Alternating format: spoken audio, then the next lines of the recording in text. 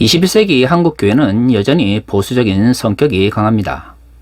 제가 보기에는 많은 한국 교회가 보수적이라고 이야기를 하지만 실질적으로는 근본주의적인 세계관을 가지고 있는 경우가 많습니다. 근본주의적 세계관을 가진 많은 교회와 목사님들은 대부분 실정주의적 역사관을 가지고 있죠. 사실 100여 년 또 훨씬 지난 과거의 세계관 속에 형성되어 있는 실정주의적 역사관은 21세기에 더 이상 적합한 형태의 역사의식은 아닙니다. 그럼에도 불구하고 많은 이들이 아직도 창조과학의 목을 메고 있고 또한 성경을 문자주의적으로 해석하는 것을 성경에 대한 올바른 인식이라고 믿고 있는 경우가 많죠.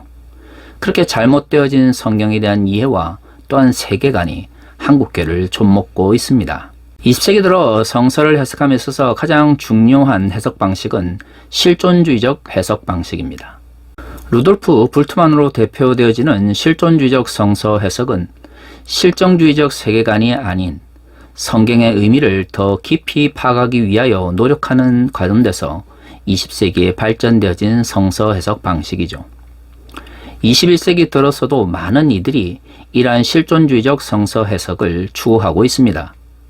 하지만 20세기 후반에 많은 비판을 받은 것처럼 실존주의적 성서 해석은 한 가지 문제점을 안고 있습니다. 개인이라고 하는 실존의 문제를 깊이 연구하는 것은 대단히 중요한 문제지만 개인주의적인 관점 속에서 세계관을 벗어나지 못하고 있는 것이죠. 물론 이것은 개인주의냐 집단주의냐와 같은 냉전적인 인식을 이야기하는 것이 아닙니다. 인간은 기본적으로 사회 속에 살아가고 있는 것이며 그 사회 속에서 공적인 존재로서 동시에 사적인 존재로서 살아가는 것이죠. 이러한 인간이 가지고 있는 복합적인 측면을 어느 한쪽만 강조하다 보면 다른 한쪽이 무시를 당하게 되고요. 그렇게 되면 인간에 대한 종합적인 이해를 못하게 됩니다. 우리는 20세기 역사를 통해서 인간에 대한 단편적인 이해가 얼마나 많은 사회적, 정치적 비극을 불러오는지를 이미 알고 있습니다. 성서에 대한 이해도 마찬가지죠. 어느 한쪽만의 이해가 강조되어지면 성경이 가지고 있는 다양한 측면이 왜곡될 수가 있습니다. 실존주의적 성서 해석 역시도 반드시 필요한 방식이지만 실존주의적 성서 해석이 가지고 있는 20세기적 개인주의의 한계를 반드시 극복해야 하는 것이죠. 그렇기 때문에 신학에서도 루돌프 불트만의 제자라고 불리는 많은 이들이 불트만의 실존주의적 해석을 극복하기 위하여 노력했습니다. 그 중에 대표적인 사람이 에른스트 케제만이라고 하는 신약자를 들 수 있을 것입니다. 그는 신약 성서를 해석함에 있어서 실존주의적 방식을 추구하면서도 그 가운데서 실존주의가 가지고 있는 다양한 측면, 즉 인간의 실존을 개인주의적 관점 속에서만 바라볼 것이 아니라 공동체와 집단, 그리고 사람들과의 관계성 속에서 바라보기 위하여 노력하였던 것이죠. 사실 그렇습니다. 인간이 아무리 개인이 중심이라고 이야기를 해도 그 개인이 실존하기 위해서는 나 혼자 이 세상 속에 살아갈 수 없는 것이죠.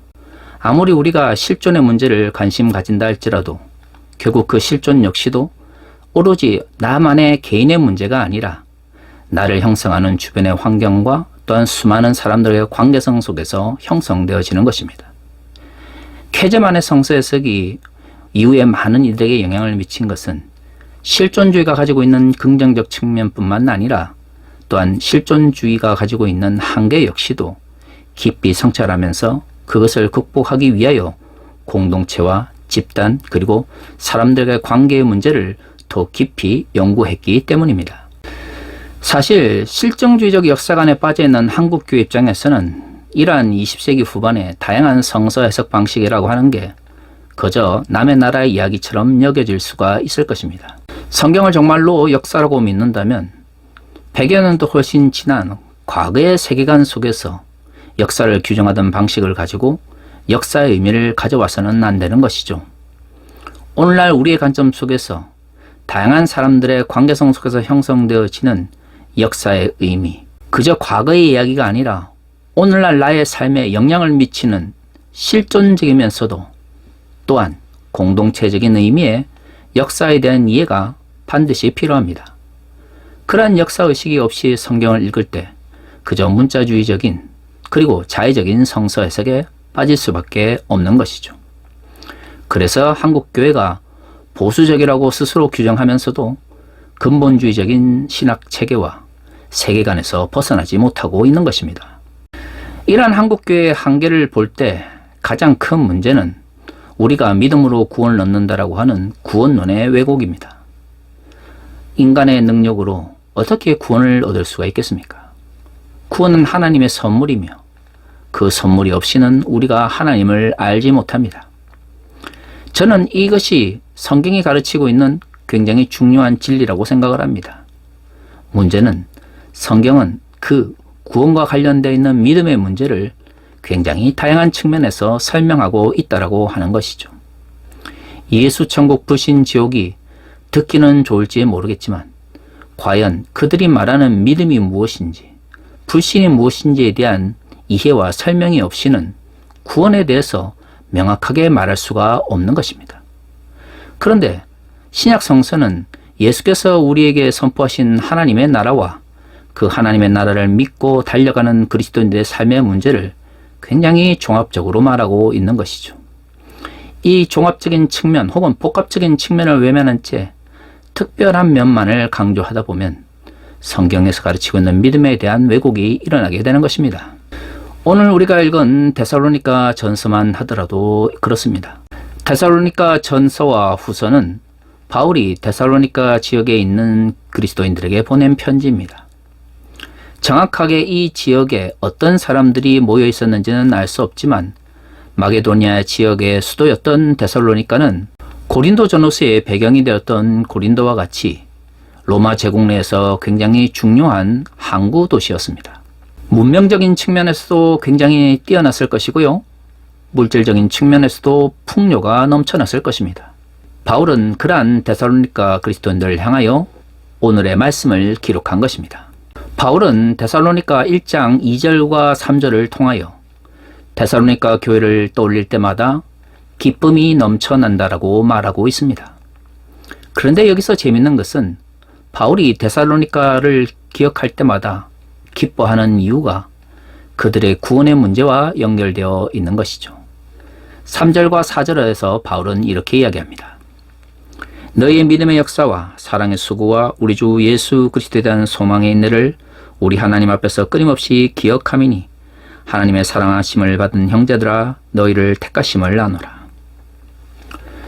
데살로니가 1장은 그리스도인의 구원을 하나님의 선택, 하나님의 예정이라고 이야기하고 있습니다. 그런데 말이죠.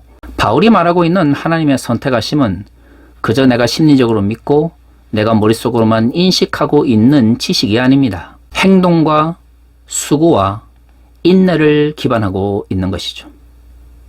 하나님의 선택하심은 우리의 삶을 통하여 표현되어집니다. 믿음의 역사와 사랑의 수고와 소망의 인내를 말하고 있는 것이죠. 한번 행동하고 끝나는 것이 아니라 어려움과 고난 속에서도 믿음을 가지고 지속적으로 행동하며 참으며 이겨내는 모든 삶의 모습을 하나님의 예정과 연결해서 설명하고 있는 것입니다. 사실 바울은 하나님의 은혜로서 구원을 많이 이야기하며 또한 하나님의 예정에 대해서 이야기를 하고 있지만 그렇다고 해서 단 한 번도 우리의 삶의 문제를 무시하지 않습니다. 5절의 말씀은 이를 더욱 분명하게 말하고 있습니다. 이는 우리 복음이 너희에게 말로만 이른 것이 아니라 또한 능력과 성령과 큰 확신으로 된 것임이라. 우리가 너희 가운데서 너희를 위하여 어떤 사람이 된 것은 너희가 아는 바와 같으니라. 데살로니가 교회 내에서도 믿음이라고 하는 것을 그저 심리적으로 혹은 말로만 이야기하는 사람들이 있었습니다. 바울은 데살로니가 교회를 떠올릴 때마다 기쁨이 넘친다라고 말하고 있지만 동시에 데살로니가 교회 내에서는 믿음을 표현하거나 실천하지 않고 그저 말로만 표현하고 또는 심리적으로만 믿는 사람들이 존재했던 것이죠. 바울은 그러한 사람들을 향하여 그리스도인들의 행동과 인내와 소망을 이야기합니다. 그것은 분명하게 말로만 고백하고 끝나는 신앙과는 반대되는 것이죠. 6절은 이를 더욱 명확하게 보여줍니다. 또 너희는 많은 환난 가운데서 성령의 기쁨으로 말씀을 받아 우리와 주를 본받는 자가 되었으니 하나님의 선택을 표현하는 믿음의 역사, 사랑의 수고, 소망의 인내는 우리의 삶을 통하여 표현되는 것입니다. 말에서 끝나는 것이 아니라, 말로만 끝나는 것이 아니라 환난의 문제라고 이야기하고 있습니다.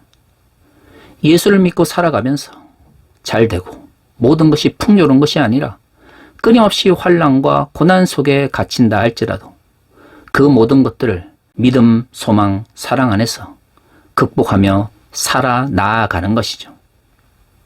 그것이 바로 바울이 말하고 있는 하나님의 선택입니다. 데살로니가 교회는 그러한 믿음의 실천을 해나갔기 때문에 바울이 데살로니가 교회를 떠올릴 때마다 기뻐할 수 있었던 것이죠.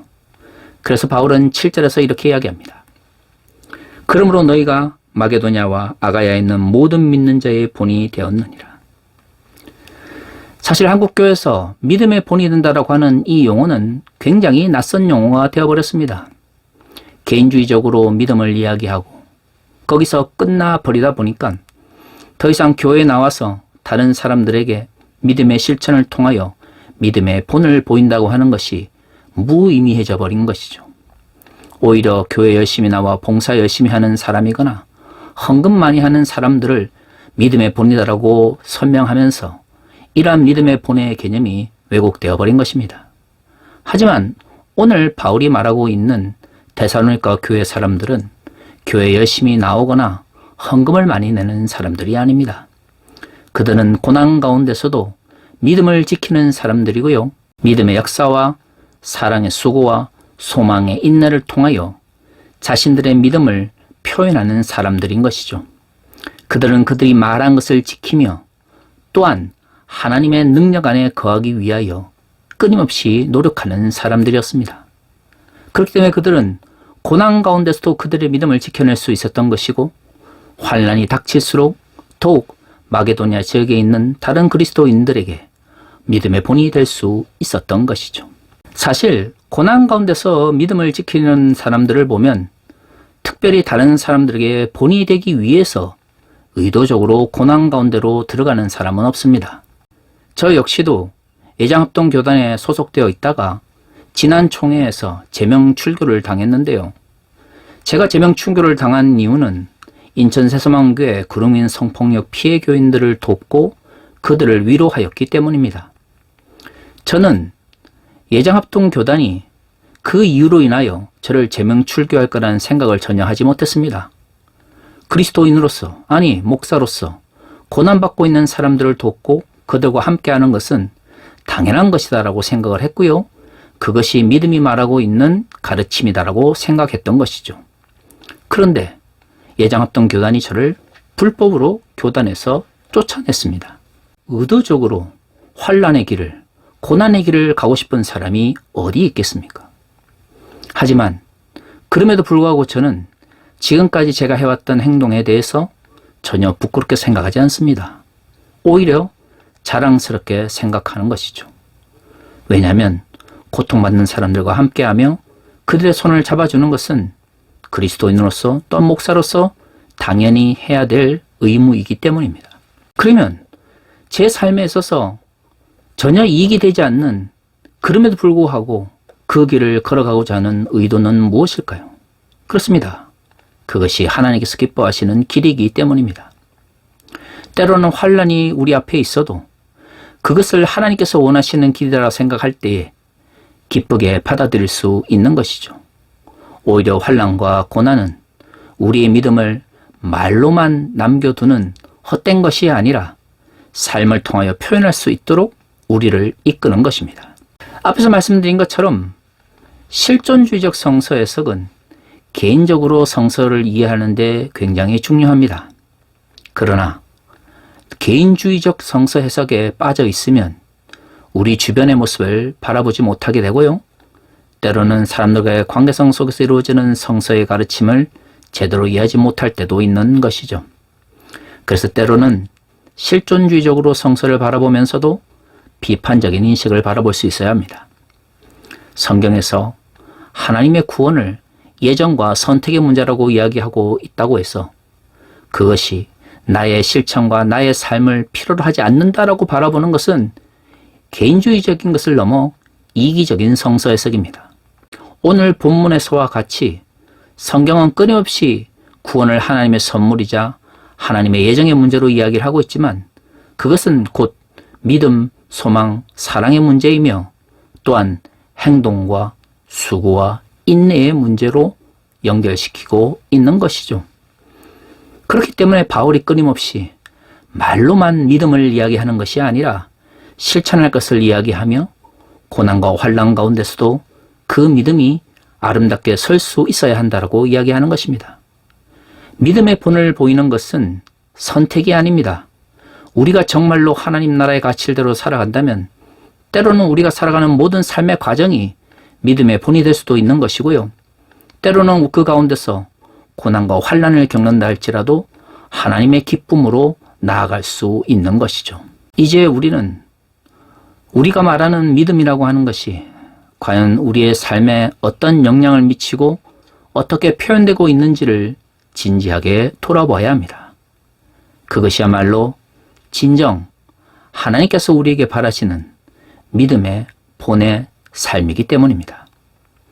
우리 모든 성도들이 하나님의 뜻을 깨달으며 그 깨달은 바를 우리가 살아가는 현실 속에서 끊임없이 실천하며 표현하기 위해 노력하기를 원합니다. 그리고 그 가운데서 불의와 불법에 타협하거나 무릎 꿇지 않고 저항해 나가며 하나님 나라의 진리를 올바르게 선포할 수 있기를 바랍니다.